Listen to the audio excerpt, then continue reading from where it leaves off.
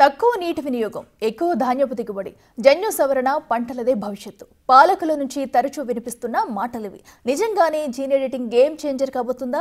Green revolution కొత్త peaks కు చేరుతుందని అధికార యంత్రాంగం చెబుతుంది. కానీ పర్యావరణవేత్తల నుంచి మాత్రం అభ్యంతరాలు వస్తున్నాయి.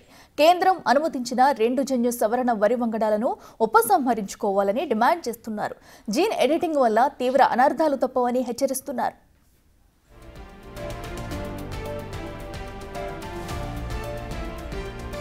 వ్యవసాయ రంగంలో సరికొత్త విప్లవం అంటూ జన్యు సవరణ వరి వంగడాలను మార్కెట్లోకి తేవాలనుకోవడం సాగును సంక్షోభంలోకి నెట్టివేస్తుందనే అభిప్రాయం వినిపిస్తోంది.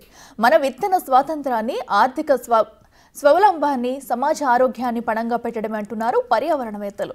దేశంలో ఎన్నో సంప్రదాయ విత్తనాలు, హైబ్రిడ్ వంగడాలు ఉండగా కేంద్ర ప్రభుత్వం కార్పొరేట్ ప్రయోజనాలకు వత్తాసు పలికేలా జన్యు సవరణ నిర్ణయం ఉందని వ్యవసాయ నిపుణులు విమర్శిస్తున్నారు.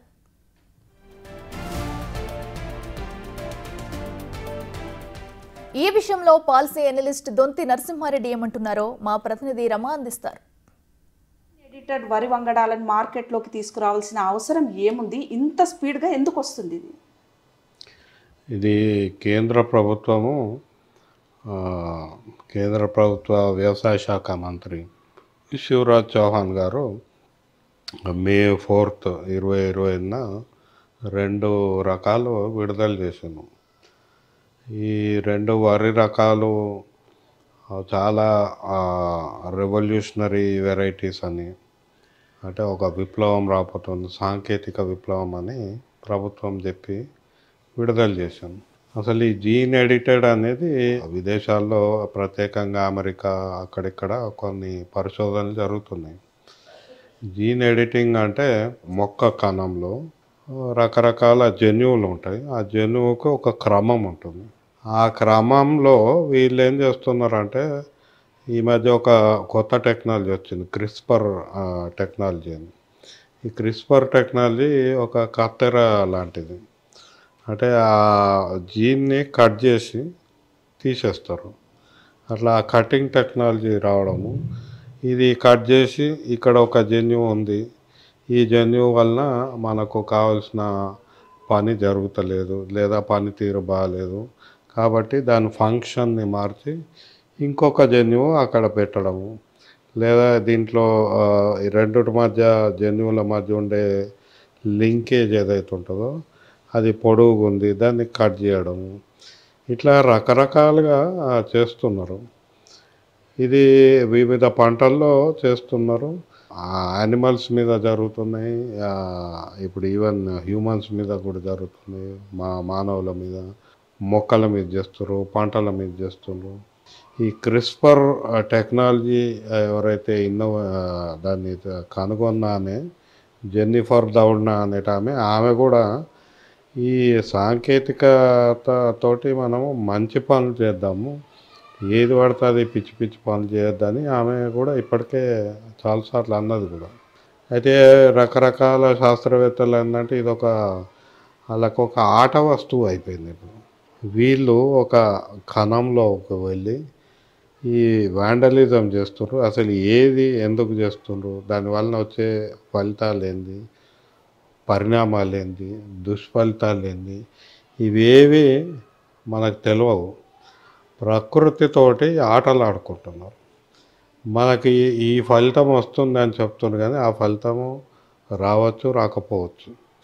అది కాక ఇంకా మిగతా విపరిణామాలు ఏముంటుందో వాటి గురించి అంచనాలు కూడా లేవు.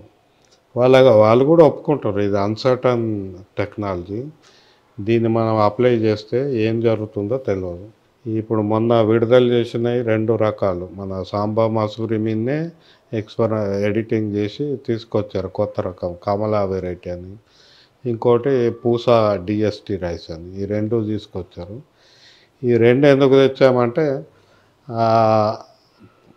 దిగుబడి పెరుగుతుంది. అంటే ఆ జన్యువులో మనకు ఈ పానికల్ అంటారు, మనకు ఒక వరి గుచ్చలాగా వస్తుంది, ఒక్కొక్క దానికి ఒక 10, 20 వరి కంకులు వస్తాయి. ఇవి పెంచినాము. ఇది ఎట్లా పెంచినారంటే, ఈ పెంచడానికి అడ్డుగా ఇంకేదో ఉన్నది, అది తీసేసినాం అంటారు. ఇది కాక సాల్ట్ టాలరెన్స్ అంటే చౌట భూముల్లో పెరిగే అవకాశము పెంచినాము. తర్వాత హీట్ టాలరెన్స్ అంటే వేడి ఎక్కువన్నా తట్టుకునే రకము, కరువును తట్టుకునే రకము. అంటే దీంట్లో కరువును తట్టుకుంటుంది, హీట్ని తట్టుకుంటుంది, మన సాల్ట్ని తట్టుకుంటుంది, తర్వాత అధిక దిగుబడి సార్ అంటే ఒక విత్తనం ఎప్పుడు తెచ్చినా కూడా అది బాగుంటుంది, దానికి అన్ని మంచి లక్షణాలను ఆపాదించే చెప్తారు. హరిత విప్లవం తీసుకొచ్చినప్పుడు కూడా అంత చాలా బాగుంటుంది, అద్భుతాలు సృష్టిస్తుందనే చెప్పి తీసుకొచ్చారు. తర్వాత ఎంత విధ్వంసం సృష్టించిందో ఈ 60 ఏళ్లలో అందరం కూడా చూసాం. అయితే ఇక్కడ మనకు సమస్య ఏంటంటే జీన్ ఎడిటెడ్ రైస్ తీసుకొస్తే దీని వలన మిగతా రకాలు కంటామినేట్ అవుతాయి. అదొకటి. రెండోది దీన్ని ఫలితాలు విపరిణామాలు తెలియదు, మల్టీ ఇయర్ టెస్టింగ్ చేయలేదు. తర్వాత కన్జంప్షన్ దాన్ని ఇప్పుడు వరి మనం తింటే ఏమవుతుందో తెలియదు. రైతుకు కూడా ఉపయోగం అంటారు. మనం బీటీ పత్తి విషయంలో చాలా దారుణమైన అనుభవం రైతులకు ఉంది. అది కంపెనీలకు రాయల్టీ పేమెంట్. ఇదివరకు ఎకరాకి 500 రూపాయలు ఖర్చు వచ్చే రైతుకి ఈరోజు 5,000 నుంచి 15,000 రూపాయలు కేవలం విత్తనం ఖర్చు వస్తుంది. అంటే ఈ విత్తన కంపెనీల చేతుల్లోకి ఈ మొత్తం పత్తి వ్యవసాయం పోయింది. ఏది బీటీ కాటన్ వల్ల. ఈరోజు సగటు రైతు ఆత్మహత్య చేసుకునే పరిస్థితి ఉంది. ఆహారం పండిస్తలేడు, తనకి సరైన ధర దొరకలేదు, కానీ బీటీ పత్తి బాగుంది అని అంటున్నారు. సార్ ఇప్పుడు బీటీ పత్తిని మనం చూసినట్లయితే మీరు అన్నారు కదా, బీటీ పత్తికి సంబంధించి మొత్తం కార్పొరేట్ చేతుల్లోనే విత్తనం మొత్తం ఉంది, విత్తనం మొత్తం కార్పొరేట్ నుంచే రైతు కొనుక్కోవాలి. మరి ఇది కూడా అంటే ఇప్పుడు మన రాష్ట్రంలో చూసుకున్నా, దేశంలో చూసుకున్నా వరి అనేది చాలా పెద్ద ఎత్తున ఉత్పత్తి చేస్తాం. మన తెలంగాణలో అయితే ఖరీఫ్లో 60 లక్షల ఎకరాలు, రబీలో కూడా దాదాపు 40-50 లక్షలు చేస్తాం. మరి ఇంత పెద్దన విత్తనం, ఈ విత్తనం కూడా మొత్తం మా మీదనే డిపెండ్ కావాలి, రైతు అంటోనికి విత్తనం ఉండొద్దు, మేమే విత్తనం. ఇప్పుడు పత్తి ఎట్లా ఇస్తున్నామో, పత్తి నార్మల్ విత్తనం ఎక్కడ వంతలేదు దేశం వల్ల, మొత్తం బీటీనే వంతుంది. ఇప్పుడు రేపటి నాడు ఇట్లాంటి విత్తనాలకు మనం అనుమతిస్తే ఇక ఈ విత్తనం కూడా, వరి విత్తనం కూడా మొత్తం రైతు అక్కడి నుంచే డిపెండ్ కావాల్సి వస్తుంది. దీని వెనక కార్పొరేట్ కుట్ర ఏమన్నా కనిపిస్తలేదా? ఖచ్చితంగా విత్తన కంపెనీలు ఏవైతే ఉన్నాయో వాళ్ళ మొదటి నుంచి వాళ్ళ ఆలోచన విధానం ఏంటంటే భారత వ్యవసాయం పూర్తిగా వాళ్ళ చేతుల్లోనే ఉండాలి, విత్తనాలు కూడా వాళ్ళ చేతుల్లోనే ఉండాలి. ఇప్పుడు మొన్న హర్యానా ప్రభుత్వము నకిలీ విత్తనాలు ఇచ్చే డీలర్ కానీ కంపెనీ కానీ ఉంటే వాళ్ళ మీద ఇదివరకు ఒక 500 రూపాయలు జరిమానా ఉంటే దాన్ని 1,00,000 చేసింది. తర్వాత ఒక నెల 2 నెలలు జైలు శిక్షను 3 ఏళ్ళు చేసింది. కేవలం ఈ మార్పు చేసినందుకే ఇప్పుడు వాళ్ళు ఏమంటారు, మేము అసలు హర్యానాలో విత్తనాలు సరఫరా చెయ్యము అని బ్లాక్మెయిల్ చేస్తారు. ఇప్పుడు అందరు కలిసి స్ట్రైక్ చేస్తారు.